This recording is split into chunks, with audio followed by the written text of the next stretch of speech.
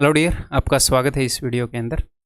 ये वीडियो छोटी सी ही होएगी, मुश्किल से मेरे ख्याल 10-15 मिनट की होएगी, क्योंकि इसके अंदर जो मैं कंसेप्ट बताने वाला हूँ वो बहुत ही छोटा सा कंसेप्ट है। वैसे तो हम उसको कॉमन सेंस से भी डील कर सकते हैं, बट ये ना हो कि एक आधा पॉइंट मिस हो जाए, एक आधा लॉजिकल पॉइंट भी है तो। और इसके ऊपर क्वेश्चन आते हैं एग्ज़ाम के अंदर।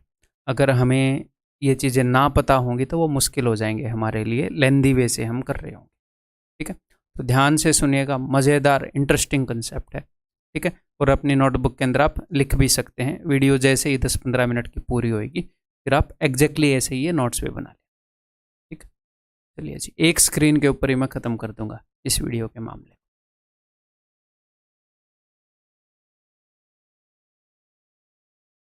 क्या गया था? अच्छा, मैंने ये दबा दिया था, मैं भी सोचो यार क्या हो गया। चलो ठीक है, स्टार्ट करते हैं। देखो, तो यहाँ पर मैं आपको बताने वाला हूँ, जैसे पहले लिखा हुआ था, impact on average due to change in numbers. कभी कभी कुछ क्वेश्चंस होते हैं, उनके अंदर एग्जामिनर क्या करता है, कुछ नंबर्स के अंदर या सारे नंबर्स के अंदर आपको कुछ चेंजेस बताता है कि सारे नंबर में 5 जोड़ दूँ, 3 घटा दूँ, 2 गुणा कर दूँ सारे नंबर्स को, कुछ नंबर्स को 2 गुणा कर दूँ, ऐसे करके कुछ कुछ चेंजेस बताता है।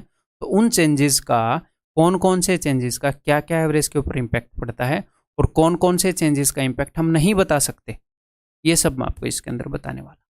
जैसे हम अज्यूम कर लेते हैं कि यहाँ पर हमारे सामने ये जो नंबर्स हैं, इनका जो एवरेज है वो 25 है। आपको एग्जाम्पल देने के लिए कि हमारे पास 5 नंबर हैं, उनका एवरेज जो है वो 25 है। तो सबसे पहला चेंज, मान लो एग्जामिनर कभी कभी ऐसे करता है कि कुछ नंबर्स की एवरेज जो है वो 25 है। अगर हर एक प्रत्येक संख्या के अंदर 5 जोड़ दिया जाए कि 5 is added to every number, तो एवरेज का मतलब मैंने आपको क्या बताया था? एवरेज का मतलब है कि इक्वल डिस्ट्रीब्यूट करने पर सबके पास 25-25 आ जाएगा। तो मैं मान लेता हूं, चलो मैंने इक्वल डिस्ट्रीब्यूट कर दिया, ये 5 बंदे हैं, इनकी एवरेज इनकम जो है 25,000 है। मैंने बोला यार जिसकी जितनी भी ज़्यादा है कम है, क्वेश्चन सोल्व करना, भेदभाव मत करो, इक्वली बांट लो, सही होगी नहीं तो सबके पास 25-25 हज़ार रुपये आ गए। अब हर एक में 5 जोड़ेंगे, हर एक की 5,000 हर एक के हाथ में दे देंगे, तो एवरेज का मतलब है कि इक्वल डिस्ट्रीब्यूट करने पर हर एक के हाथ में कितना आया, तो बताओ कितना आया? 30 आ गया। तो अगर आप हर एक नंबर में 5 जोड़ोगे, हर एक में 10 जोड़ोगे, एवरेज का मतलब ही होता है कि पर हेड वैल्यू क्या है। और आप भी बता रहे हो कि मैंने पर हेड 5 दे दिया, तो पर हेड 30 हो जाएगा, डायरेक्टली ऐड कर दो। हर एक नंबर में 5 जोड़ा तो एवरेज भी 5 बढ़ जाएगी। हर एक नंबर में 7 जोड़ा तो एवरेज भी 7 बढ़ जाएगी। हर एक नंबर में 2 घटा दिया, घटाना और जोड़ना तो एक ही बात है। 5 दे लेना, 5 दे देना या 5 छीन लेना, एक ही बात है। तो हर एक नंबर में 2 घटा दिया तो एवरेज 2 घट जाएगी। ठीक, if 3 is subtracted from each number, तो अगर आप हर एक से 3 सब्ट्रैक्ट कर दोगे एवरेज भी 3 घट जाएगी। क्लियर? ये बात सिंपल है जी। जोड़ने का और घटाने का क्या असर होएगा? इफ 10 इज एडिड टू ए, अगर एग्जामिनर बोले इसी केस के अंदर कि मैंने ए के अंदर 10 ऐड कर दिया, तो एवरेज पर क्या इंपैक्ट पड़ेगा? तो भाई साहब, इस 10 के अलावा तो सब कुछ वैसा का वैसा है। हमारे पास अगर ए के अंदर 10 एक्स्ट्रा ऐड कर दोगे तो हमारे पास एक्स्ट्रा वैल्यू क्या आई? एक्स्ट्रा वैल्यू तो 10 ही आई। हर एक में 10 थोड़ी ऐड किया है, सिर्फ ए में ऐड किया है। तो जो भी एक्स्ट्रा वैल्यू आई एवरेज में क्या होता है, वो इक्वली हम बांटते हैं। कितने नंबर में बांटेंगे? 1 2 3 4 5, 5 नंबर में बांटेंगे। हर एक नंबर के हिस्से में कितना आया? 2 आया, तो एवरेज कितनी हो जाएगी? 2 बढ़ जाएगी, 27। ठीक है, सिंपल है। If 20 is added to E and 5 is subtracted from B, अगर E के अंदर हमने 20 ऐड कर दिया और B के अंदर से हमने 5 सब्ट्रैक्ट कर दिया, आपने सिर्फ ये देखना है, अगर हम ये चेंजेस ना करते तो एवरेज 25 ही रहती। अगर हमने ये 2 चेंजेस कर दिए तो ओवरऑल क्या असर पड़ा? 20 माइनस 5 ओवरऑल असर पड़ा कि हमारी गैंग के अंदर 15 एक्स्ट्रा आ गया। अब ये 15 5 लोगों में बटेगा, तो पर हेड सबके हिस्से में आएगा जी 3, तो एवरेज कितनी बढ़ जाएगी? 3। बहुत ही सिंपल, बहुत ही आसान है ना। तो नई एवरेज विल बी 28। नेक्स्ट है, if A is multiplied by 2, अगर मैं ए को 2 गुना कर दूं, ए की जो भी वैल्यू थी मुझे पता नहीं, मैंने उसको 2 गुना कर दिया, तो सोचो जरा क्या असर होएगा। सोचो।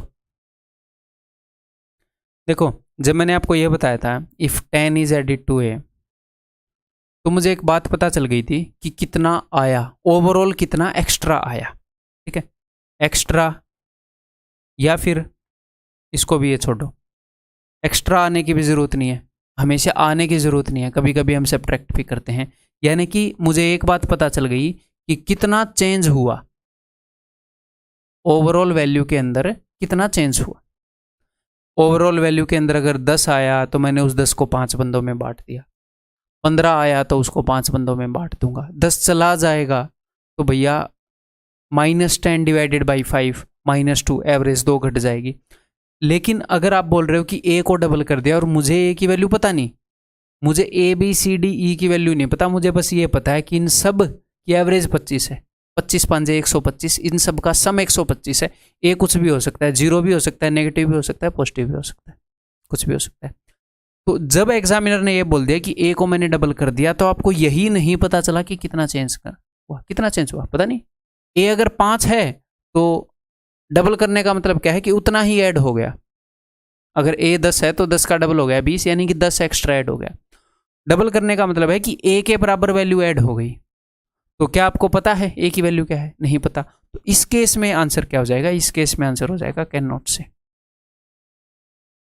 अगर एग्जामिनर ये क्वेश्चन देता है कि 5 नंबर है, उनकी एवरेज 25 है, अगर मैं ए को 2 से गुणा कर दूं तो आंसर क्या आएगा? पता ही नहीं यार क्या आएगा, कैन नॉट से।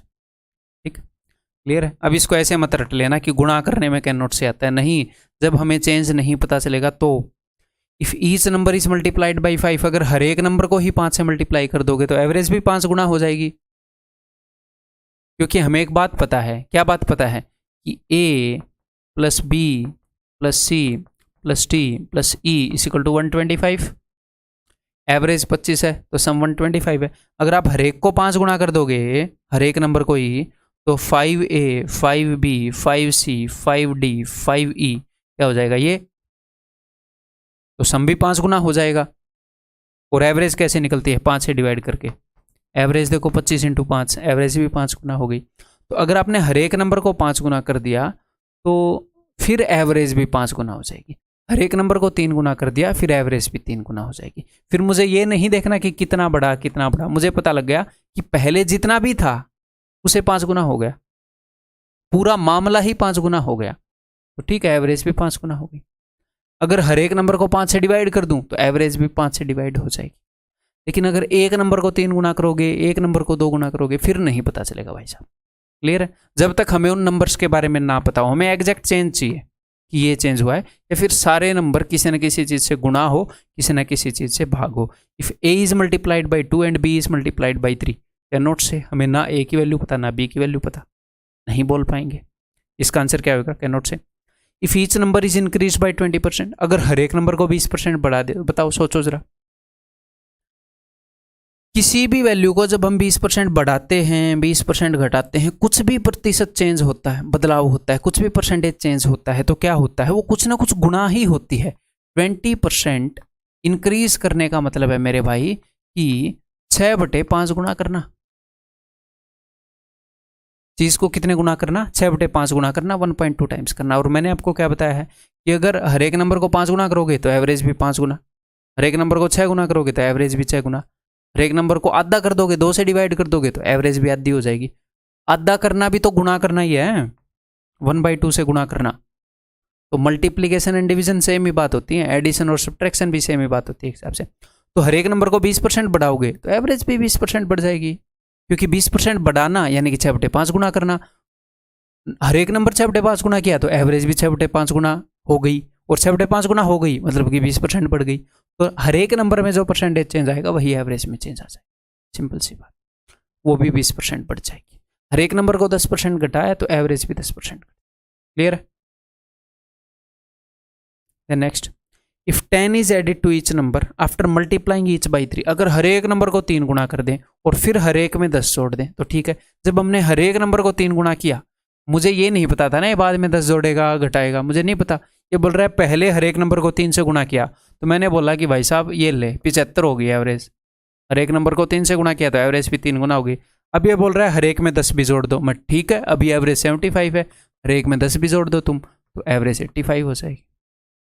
तो नई एवरेज क्या हो जाएगी 85 इस चेंज के अकॉर्डिंग। क्लियर है? तो भैया ये यही कंसेप्ट था, इसी से सारा कंसेप्ट कवर हो जाता है। इसके ऊपर बहुत ही बढ़िया बढ़िया क्वेश्चन मैंने मेंटल टेस्ट 2 में डाले हैं। जैसे आपने देखा होगा कि ये सारे चेंजेस हम मेंटली बता सकते थे, क्या चेंज आएगा, और चेंज को हम बता सकते हैं कि नहीं, कैन नॉट बी डिटरमाइंड होएगा या क्या होएगा।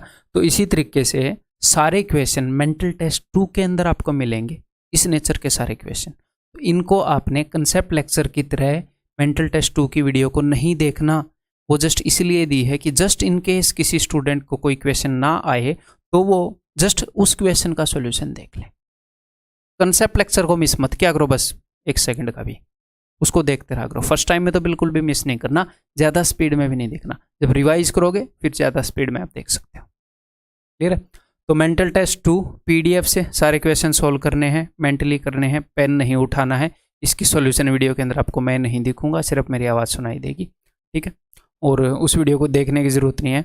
अगर किसी क्वेश्चन में इन केस कोई डाउट हो तो आप देख सकते हो। ठीक है?